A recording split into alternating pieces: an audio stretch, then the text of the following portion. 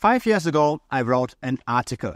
I wrote an article on Bitcoin exactly on the 14th of April 2018. I wrote this on my personal blog.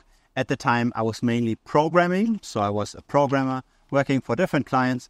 I didn't just want to publish programming-related stuff. I wanted to also publish things that in general are interesting about life, about investing as well. And so I wrote this little piece. I want to reread this. I want to revisit this and obviously comment this now with hindsight that we know what went on since then. I also want to discuss my thinking at the time. I want to compare this, how things have changed from that point. So let's start. This is a one-pager. It's not too long of an article. Bitcoin. Hate it, own it. April 14th, 2018. At the time, Bitcoin, by the way, was at roughly $5,000. Bitcoin is very opinionated. Is it the future of money or is it a pyramid scheme? You can read endless content. You can try to understand. You can try to form an opinion. Don't waste your time on that. Your opinion does not matter. The smartest and richest people on this planet are in disagreement. The Winklevoss became billionaires with Bitcoin. That was at the time. Now they're multi-billionaires. And yet did not sell a single coin. JP Morgan's Jamie Dimon called Bitcoin a fraud. He hasn't changed his opinion on that. Peter Thiel sees Bitcoin as the digital form of gold and he's invested. The richest investor alive, Warren Buffett, said that Bitcoin will end badly. You, the part-time investor, have zero edge here. Now I find this line of thinking interesting because it points something out that most people don't have on their radar. Most people try to form an opinion on something and then act based on that. But they never really think about the quality of their opinion on that thing. Now, we can have very qualified opinions on things that we are experts in, where we spend a lot of time in, which is probably also our profession to a degree. But we might have opinions on other things where we don't know much about. And those opinions shouldn't be held with too much belief, right? It might make sense to potentially just copy the people that you believe are the smartest in the space, because there's obviously a variety of quality of opinions, and sometimes just emulating the people that are the smartest might be the right choice. At least the people that you believe are the smartest. That might in itself be already a pretty hard task. And so that's an approach I still follow up to this day. I might be making a crypto trade completely independent of my own opinion, simply because I see other smart people getting heavy into this. For example, recently with Maker, right, the founder of MakerDAO, Rune Christensen, bought a ton of Maker tokens, roughly $1 million worth of Maker tokens, while the price was really crashing, was really low. And I simply just copy traded him. I had no idea why he was buying, but I thought if somebody that knows that much about Maker, because he founded it, is getting that heavily into the token, then he knows something that I don't know. My opinion on this doesn't matter. I don't have to draw random lines on charts. I simply just buy with him. And in the end, that panned out very well, right? Within like 2 to 3 weeks, we were up more than 60% versus Ethereum. So this is something still to keep in mind. Sometimes you don't need to be the smartest person in the room. You simply have to know the person that is smarter than you. And sometimes that can be sufficient to make a game. Or in other words, following the winners can be a winning strategy in itself. You don't have to develop your own strategy necessarily. This needs to go to 1 million or March buyers now will make millions.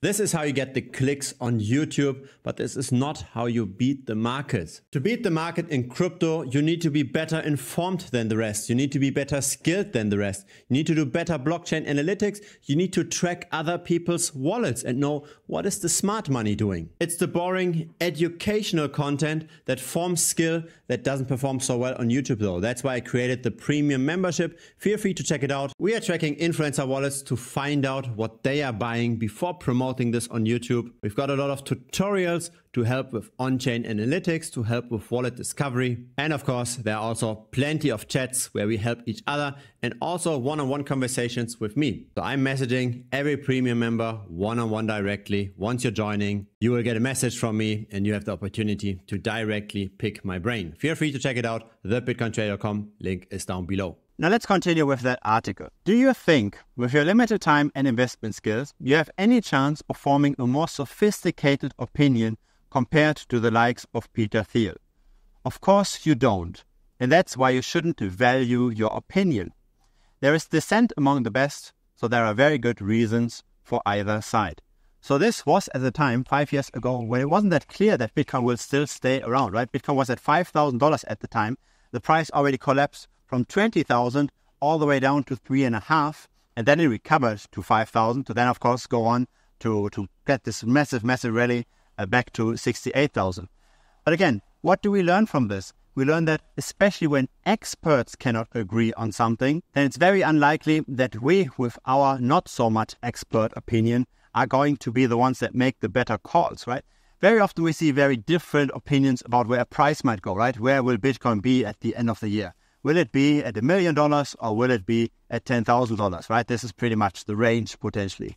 And of course, we can make our own models. We can try to figure things out.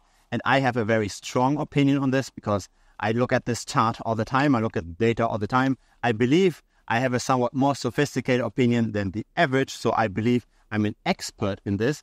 But when it's about something I don't know much about, right? Let's say the quality of the food at the restaurant or the quality of a certain wine or whatever it is, right? When it's about things that I don't look at every day in, every day out, then I don't believe I have good opinions on these things. I can taste the wine. I can say what I feel about the taste, but do I know if it's good or bad, if it should be priced high or low, if it's a fair price? I have no idea. And even if I would say something, nobody should take that opinion with any kind of weight. And we ourselves shouldn't take that opinion with any kind of weight. And this is a bit difficult, right? Because we all have our own egos. We all think that we are smarter than average, right? We all think we are better drivers than the average driver.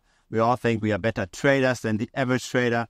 But that's not necessarily always true, right? The majority of traders lose in the market. But there is a minority that wins relatively consistently. We can see this on the chain. And simply just following them can catapult us into the realm of the few winners. Let's continue with the article. The fact that some top people are investing in Bitcoin means that you should be invested as well. So see, there's the dissent. There's some people that hate it. There's others that like it. Both of those kinds of people are very, very much educated on the topic. They are in dissent. And simply because some people that are well informed are okay with it, it might make sense to allocate some, right? Not everything, but some, simply just to reflect this dissent. If half people say yes, half people say no, maybe be invested with half of your regular investment size. You don't need to switch careers and become a blockchain consultant. You don't need to put your retirement savings into crypto. But you don't want to miss an entire disruption. You don't want to completely ignore what has already become hundreds of billions in market value. You don't want to bet against any of the smartest people on the planet. Diversify your investment. You have no idea how Bitcoin will play out. Nobody knows. Your investments need to reflect that uncertainty. So it's not about forming the right opinion. It's reflecting the uncertainty in the market. It's reflecting probabilities in a portfolio. If nobody knows, then your default should not necessarily be to simply not touch it. Your default should be to estimate how likely that thing will play out, right? If you make a risky bet in anything, if you have a risky business endeavor, if you've got anything that involves some uncertainty, the best thing is not to simply not touch it. At least if you want to optimize your risk-adjusted returns, the best is to look at this, to estimate what is the likelihood of this panning out, to estimate what could be the potential upside in case it does pan out, and then make a small bet, right? A lot of very smart, very rich investors, they don't bet the farm or everything all the time. They simply just buy a lot of different things. They make a lot of small VC investments and hope that one of them will pan out massively, and most of the times it will. As in, not most of the investments will pan out, but at least one or two might pan out, and that normally makes up more than enough for all the misses that you had with the not so great bets. One more thing, don't gamble. Most of your investments should be property and stock. Bitcoin is young and small, and so should be your position. I would now disagree with this, knowing what we know now, right? Bitcoin isn't young and small anymore. Bitcoin has the backing of an ETF. It's not going to go anywhere. It's going to get continued adoption. So I would not necessarily even say that you have to own more stock than Bitcoin. If you are very young and you are okay with a lot of volatility and your wealth relative to your cash flow is not yet large, then you can bet a lot on crypto. Of course, not on the random altcoin that you haven't researched well, but you can take on way more risk. And so simply just betting on the S&P 500 that might make 8 or 9% per annum might not be the right thing for you. If you're currently 22 and you have only saved up, 2-3 months of your salary, then by all means, right? If you don't need that money, if the bills are paid for, etc., and your cash flow is super, super safe, why not get all of this into Bitcoin? If you can stomach the volatility, right? If you're not going to panic sell once we crash, but if you actually continue to allocate your very safe cash flows through the downturn, then you've got strong enough of an opinion on Bitcoin, then why not take the risk, right? It does make sense for some investors not to be mainly in stocks, mainly in property. It can be a wise decision also to take on massive amounts of risk if the rest of your life, of course, allows for that. Take advantage of Bitcoin's high volatility. Use the cost average effect by buying a small quantity each month. I still believe this is the right thing for most people that just get into crypto. If Bitcoin goes to zero, it won't hurt too much. If Bitcoin becomes the new gold, you will have participated appropriately. And yes, I believe nowadays it is way more likely that Bitcoin will replace gold, at least will flip the market cap of gold, than that it will go to zero. I believe the likelihood of it going to zero is not zero, but it's very, very low. And I believe the likelihood of it getting more and more adoption over time, because it's a global asset that can be easily transported. It has all kinds of nice properties. I believe that likelihood of it continuing to grow, to outgrow gold as well, is comparatively high. Feel free to contribute your thoughts to this down below in the comments. A like would be very much appreciated as well. It helps the channel grow. And if it's your first time here, feel free to subscribe. See you next time. Cheers.